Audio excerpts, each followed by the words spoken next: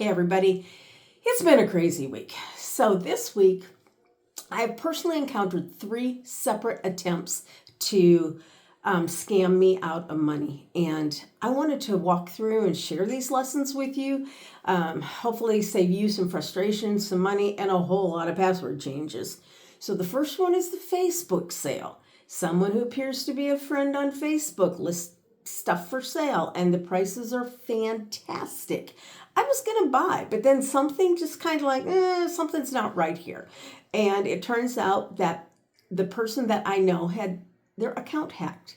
And even we were private messaging. And so they did a complete dupe of that account.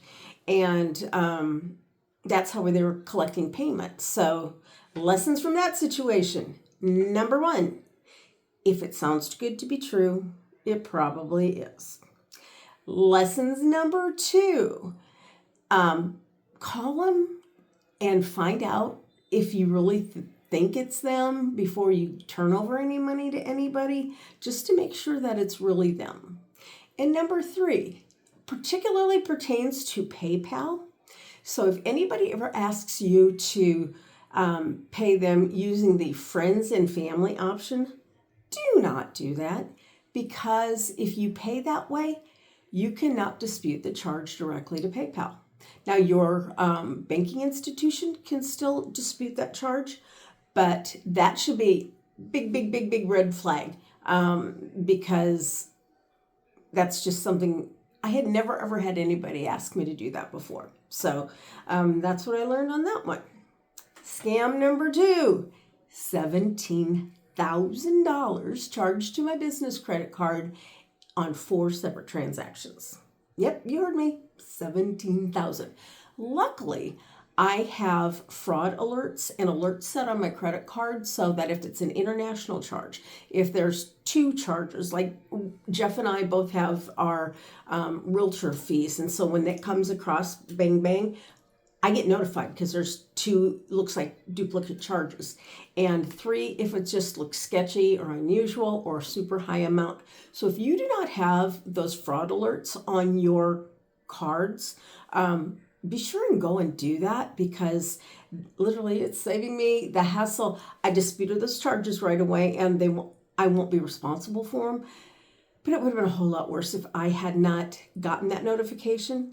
And also, regularly check your credit cards and your bank accounts to make sure, because sometimes they'll start, because this happened to Jeff a couple of months ago. They started with a little, like there was like $1 transaction, and then it was another transaction, then it was $100 at Dick's Sporting Good and money at Aeropostale.